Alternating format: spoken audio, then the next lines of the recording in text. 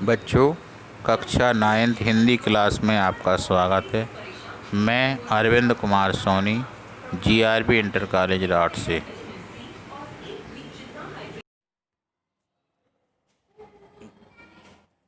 बच्चों, आज हम आपको पंचवटी में अगला जो स्टेंजा है उसको पढ़ा रहे हैं। छठवां है बिखेर देती वसुंधरा, मोती सबके सोने पर, रवि बटोर लेता उनको सदा सवेरा होने पर, और विरामदायिनी अपनी संध्या को दे देता है, शून्य श्याम तनु जिससे उसका नया रूप छलकता है। बच्चों, इसको हम इस तरह से देखेंगे कि है बिखेर देती वसुंधरा।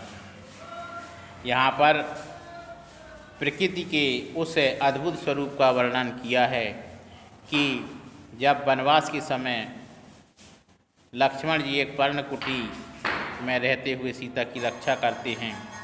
इसके बाद प्राकृतिक शोभा का यहाँ पर वर्णन है। कह रहे हैं है बिखेर देती वसुंधरा, सबके मोती सबके सोने पर। कह रहे हैं अच्छा, यहाँ पर पृथ्वी और आकाश के बीच जो स्वच्छ चांदनी है उसका वर्णन है। वसुंधरा यानी पृथ्वी, मोती यानी उन बूंदों को कहते हैं। है बिखेर देती वसुंधरा, मोती सबके सोने पर। कह रहे हैं प्रकृति जब सब कोई सो जाता है तो प्रकृति अपने नित्य प्रति के जो क्रियाकलाप हैं उनको करती है, और अब नित्य प्रति आकाश में नक्षत्र रूपी मोतियों को फैला देती। यानी आकाश में जो तारे होते हैं उनको लेखक ने मोतियों की संज्ञा दे दी है। कह रही है बिखेर देती वसुंधरा, मोती सबके सोने पर। कह रहे हैं जो आकाश में नक्षत्र रूपी तारे हुए हैं उनको मोतियों की संज्ञा दे रहा है लेखक, और कह रहा है जब हम सब लोग सो जाते हैं तो ये आकाश में जो चांदनी, आकाश में जो तारे छिटके होते हैं, ये तारे एक मोतियों के समान होते हैं। और जैसे ही प्रातःकाल होता है, ठीक है, वह उन ओस की बूंदों को मोती सबके सोने पर, यानी चारों ओर प्रातःकाल जब हम उठते हैं तो आप घास पर जो ओस की बूंदें होती हैं वह मोती के समान चमकती हैं। तो कह रही हैं वो मोती की बूंदें हमें उस वसुंधरा यानी पृथ्वी पर दिखाई देती हैं। और कहते हैं रवि बटोर लेता उनको सदा सवेरा होने पर। और जैसे ही प्रातःकाल होता है, जो रवि यानी सूर्य निकलता है, वह उन ओस की बूंदों को अपने आप में वाष्पीकृत कर देता है, समेट लेता है, और अपनी विरामदायिनी संध्या यानी वह सूर्य भी नक्षत्र रूपी मोतियों को संध्या रूपी सुंदरी को देकर अपने लोक में चला जाता है। अतः नक्षत्र रूपी मोतियों को धारण करके उस संध्या सुंदरी का, इतना विरामदायिनी संध्या का बहुत सुंदर सा रूप छलकता है। बहुत सुंदर स्वरूप जो श्यामल स्वरूप है वह बहुत ही झिलमिल करता हुआ दीप्त दिखाई देता है।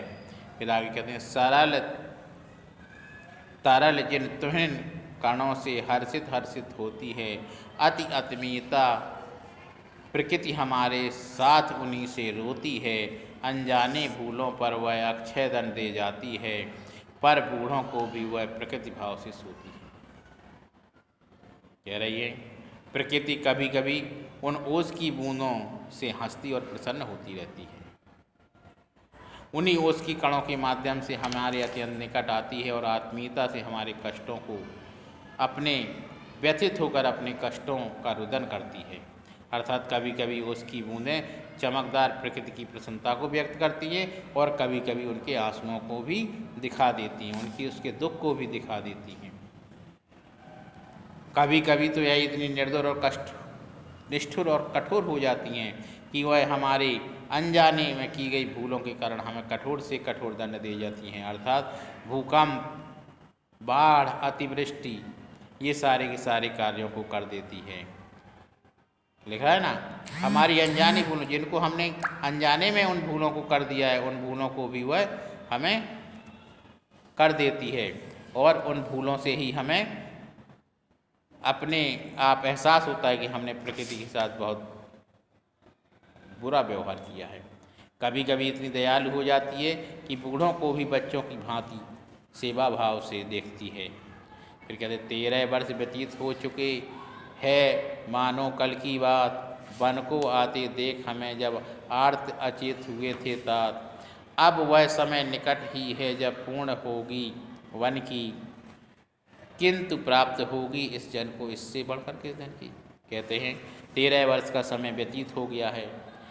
लक्ष्मण जी के घर लौटने की प्रसन्नता यहाँ पर लेखक ने की है।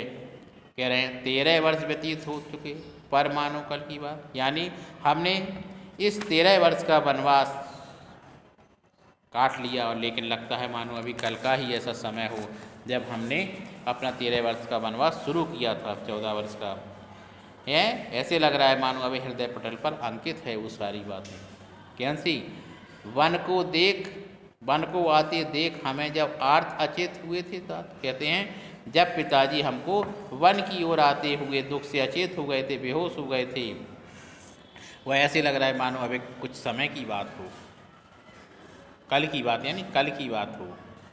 फिर कह रहे हैं अब तो समय निकट ही है जब अवधि पूर्ण होगी। कह रहे हैं अब तो वनवास के समय की समाप्ति निकट ही है, परंतु मुझे वनवास से बढ़कर इस जीवन में कोई धन प्राप्त नहीं हुआ। मैं परंतु कह रहे वनवास से बढ़कर और किस धन की प्राप्ति हो सकती है। मैंने अपने जीवन में इस 14 वर्ष 13 वर्ष या 14 वर्ष के समय में बहुत कुछ सीखा है। और आर को राज्य भारत तो वे प्रजार्थ ही धरेंगे, व्यस्त रहेंगे हम सबको मानो विवश विसारेंगे। कर लोकोपचार का विचार हमें, इससे होगा ना शोक, पर अपना हित आप नहीं कर सकता मृत्युलोक। कह रहे हैं लक्ष्मण जी, इसमें कह रहे हैं लक्ष्मण जी कल्पना कर रहे हैं जब रामचंद्र जी को राज्यभार मिल जाएगा तो इतने व्यस्त हो जाएंगे वह कि हमें भूल जाएंगे। राम की जन कल्याण में लगे होने के कारण इसका हम बुरा भी नहीं मानेंगे। कह रहे और राज्य को भार वे प्रजार्थी ग्रहण करेंगे। आर यानी राम, इससे अधिक सुख क्या हो सकता है कि रामचंद्र जी सिंहासन पर बैठकर प्रजा के सुख के लिए राज्य करेंगे। व्यस्त रहेंगे हमको, व्यस्त रहेंगे हम सबको मानो विवश विसारें। कह रहे हैं उनका कार्य में वो व्यस्त रहेंगे, हमको भुला देने पर विवश हो जाएंगे, क्योंकि हम जान रहे हैं कि वह हमें भुला नहीं सकते, परंतु प्रजा की भलाई के लिए वह हमें भुलाएंगे, विसारेंगे। संसार की भलाई करने के लिए कर लोकोपचार का विचार, कह रहे संसार की भलाई का विचार करके हमें तनक भी दुख नहीं होगा। कहते हैं पर अपना हित आप नहीं कर सकता मृत्युलोक, किंतु यह मनुष्य समाज राजा का आश्रय न लेकर अपनी भलाई स्वयं नहीं कर सकता। इसलिए हमें अपने उन राजा राम को विवश रूप से भुलाना पड़ेगा। खड़ी बोली शांत रस का प्रयोग। ठीक है बच्चों, आज हमने आपको पंचवटी का ये पूरा पैराग्राफ पढ़ा दिया। अब आप इसको अपनी कॉपी पर लिख लेंगे। धन्यवाद।